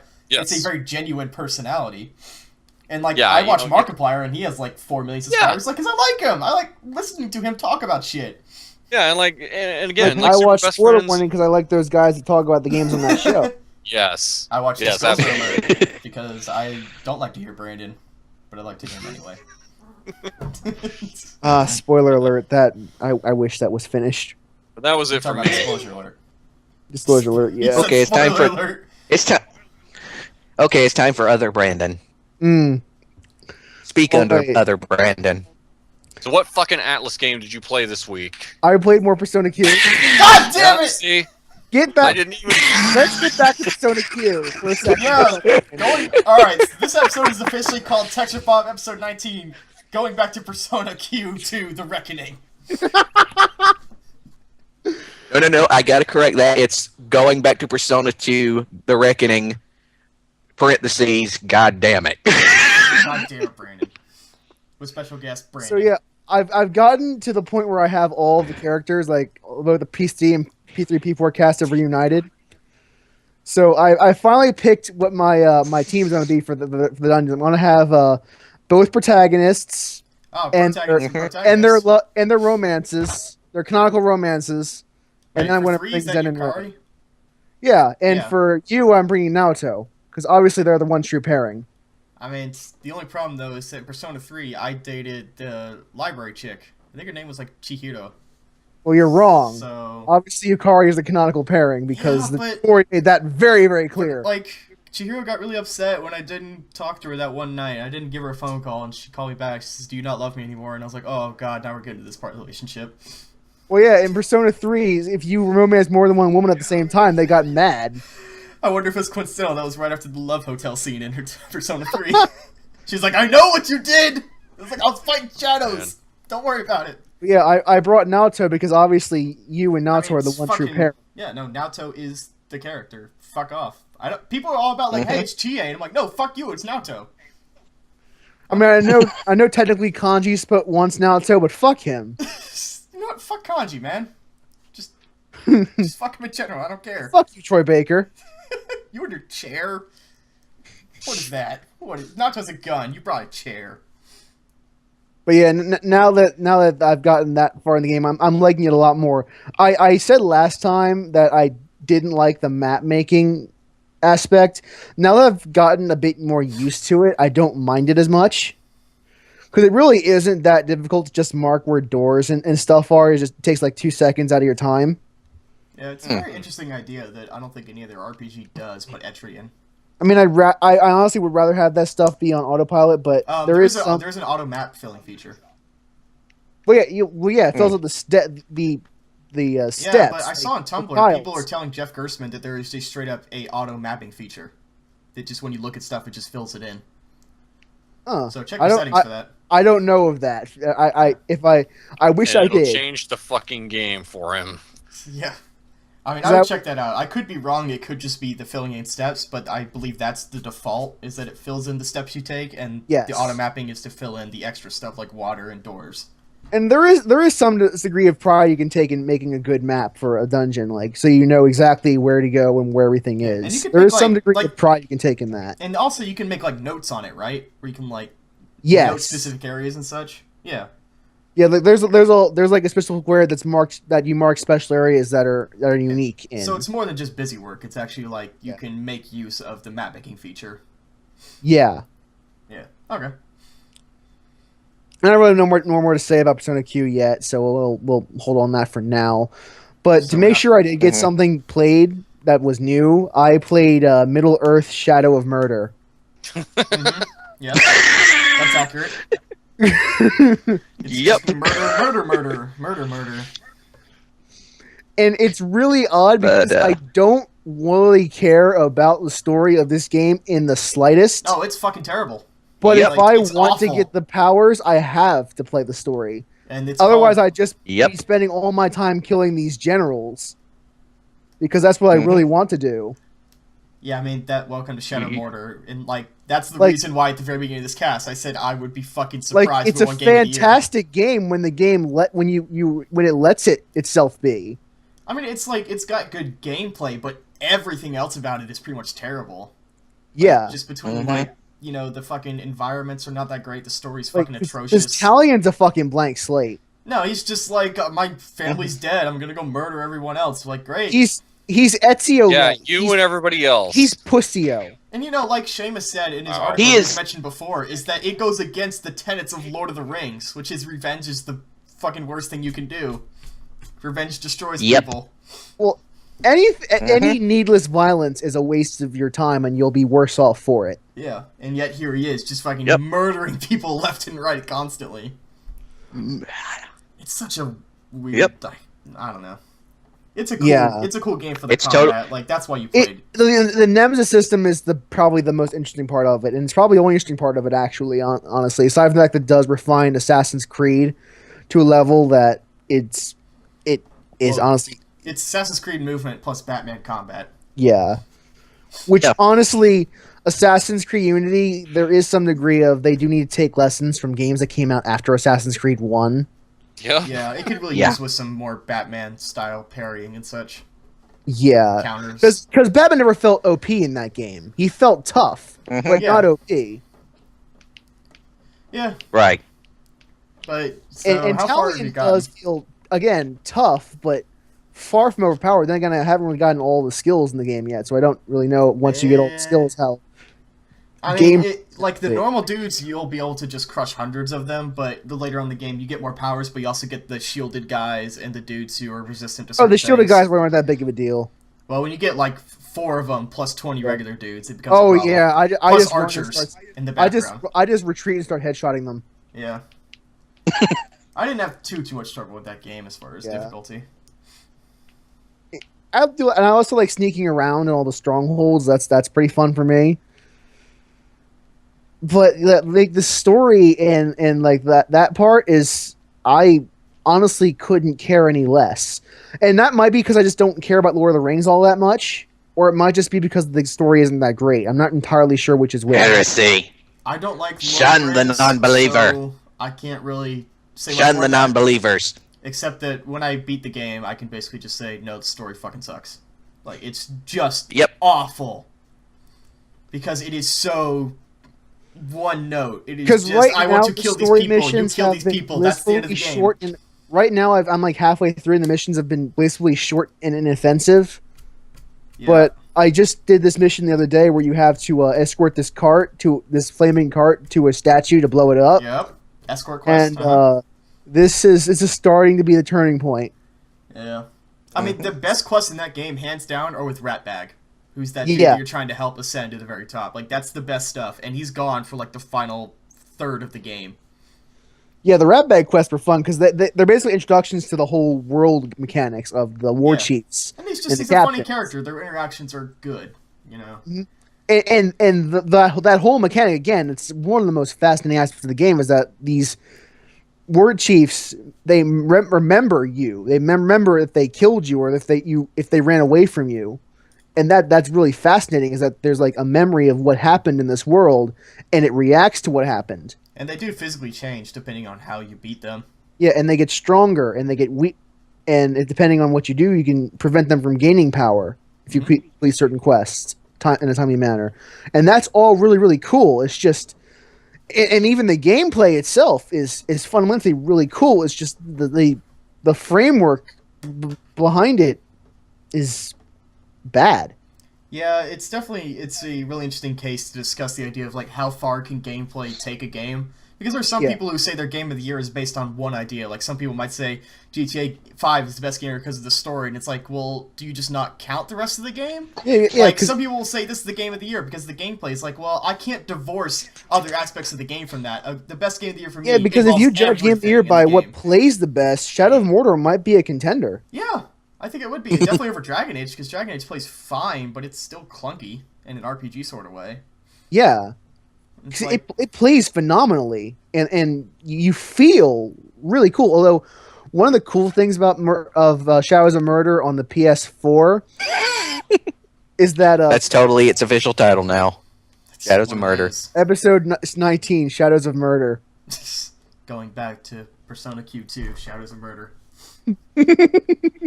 Parentheses, goddammit. So yeah, one of the cool things is the PS4 controller actually has like a built-in like mic on it. Right.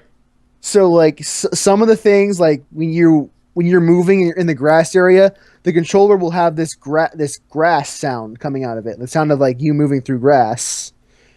And then like the loading screen, that the dialogue you hear in Talian's head during the loading screens, that comes out through the controller, and it's a really interesting idea. And it's something you can play around with a bit. Doesn't really alter the game all that much, but it's interesting. Can you whistle into the microphone to do the whistle thing? Well, no. It's an audio out, not an audio input. Okay, it's not a microphone. It's just a speaker. Okay. Yeah, that's what I meant to say. Okay. So you get this cool little interesting way to use the audio out for the controller to get some really cool stuff, but it's not really fundamentally altering of the game. That's interesting, at least.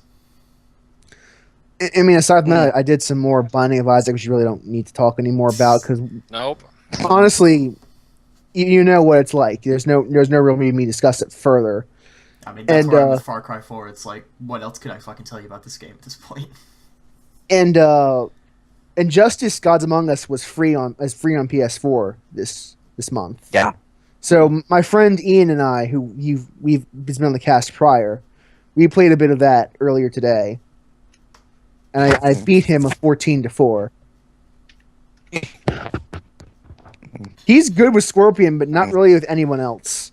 Fucking Scorpion and Injustice.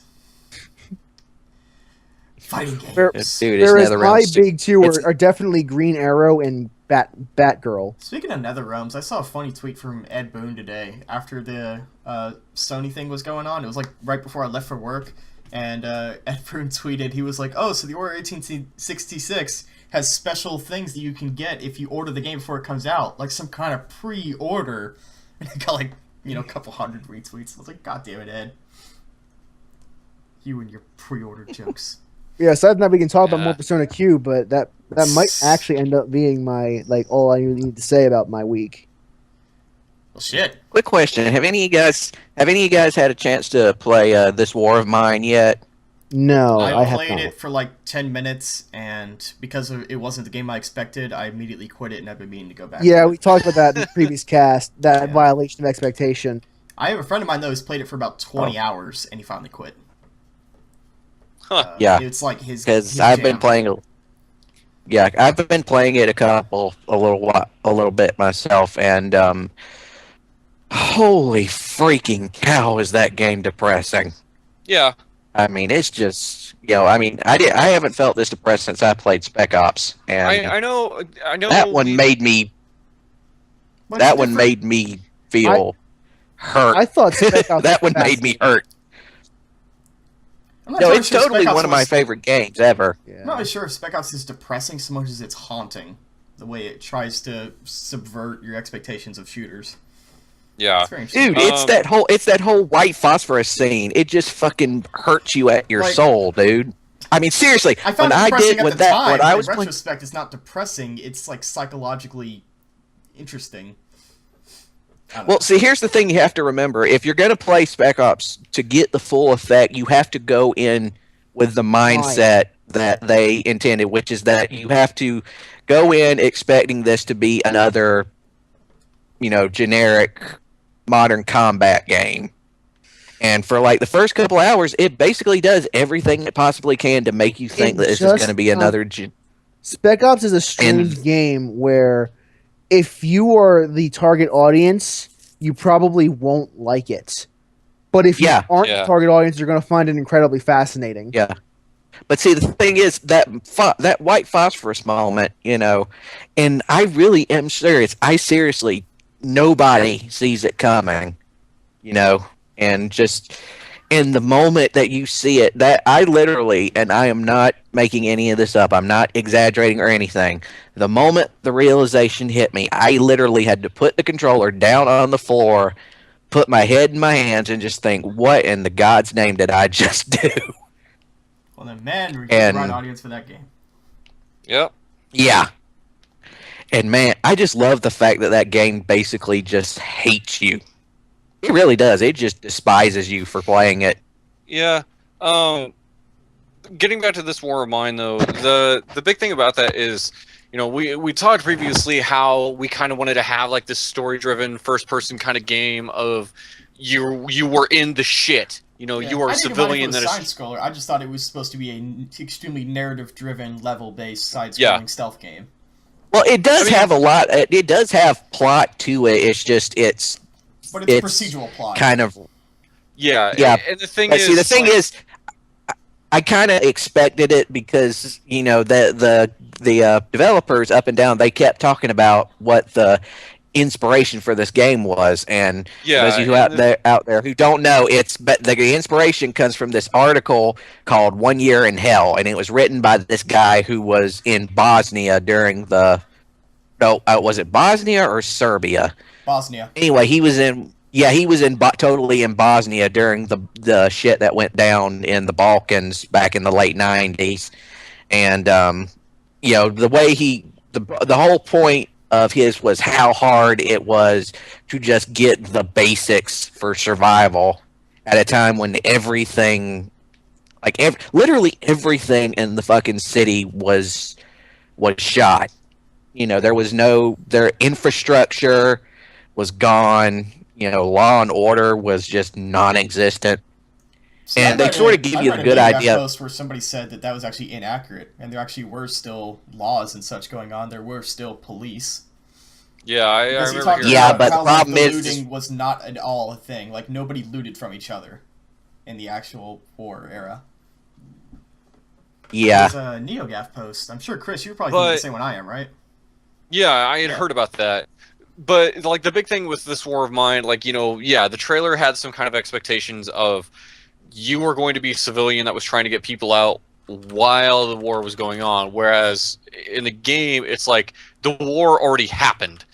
And Yeah. there's still some shit that goes down, but a lot of it is like, you're going out and you're scavenging, what have you. And the thing that I feel is disappointing about that is we've had so many like zombie and sci-fi-esque survival games of like, yeah, you're in a zombie apocalypse or you're, I don't know, last survivor after the apocalypse or whatever. That's what kind of feels underwhelming about me when it comes to this whole thing of like, at least in this game, it is something that this was something that actually happens, that could actually very well happen. That basically was the whole message of the game is they were trying to get across That Yeah. this isn't like war that you get in like Call of Duty. This is what war is actually like for the regular person. So I mean, so to the game's credit, you know, I think it does kind of accomplish something that it sets out to do, but I don't know. I guess I'm still kind of burnt from like what I wanted out of the Yeah. trailer We versus talked you know about kind of that what we weeks got. ago, but it's all about Mhm. expectations. You know, Yeah. like the friend of mine who really liked it, he knew. I asked him about it. I was like, "So, did you ever see the original trailer?" He says, "No." I picked it up just like on a whim because somebody said it was pretty interesting, and he's like, "Now Oh, it's like one of God, my favorite games ever," because he had no expectations whatsoever for that game. Oh God, that original trailer is. I've totally got that song on my iPod now. Yeah, the song from the trailer. It's in my iPod now. Those of you who are wondering what it is, it's called. It's by this Hungarian band called Omega, and it's called "The Girl with Pearls in Her Hair." So if you ever want to know what that song is, that's what it is, and it's awesome. All right. I think with that though, in the interest of time and whatnot, Okay. might be You a good about to place to adjourn? call Yeah, it. because we're over 2 hours. Over 2 hours. That's We're totally short over for 2 us. hours. So, yeah. Yeah, it's actually fairly reasonable compared to last week. Yeah. Still working on that. So am I. Anyway, so I guess that'll be it. Oh, we never answered viewer questions because our viewers Didn't have here. any. I You checked. We did, Oh, but he's okay. right I know here. one of mine is in there. Yeah, I was yeah. gonna say we did, but he's standing Well, right tell there. you what. Let's. Well, let let's me do it. tell you Let's what. do it. Would it be all right if? Would it? Okay, let's go ahead and Well, do just it do then. it. Just do it. Just do it real quick. Okay. Yep. You want to read them, Sam? Oh, I thought he was gonna say him. Oh. I don't have them on my computer right now. Oh, okay. Well, So let me read the things that Brandon is saying, even though Brandon's talking to me right now. This is really weird. It's Inception. Let's see. All right, someone else is using our email. Thank you, Brandon. Let's see.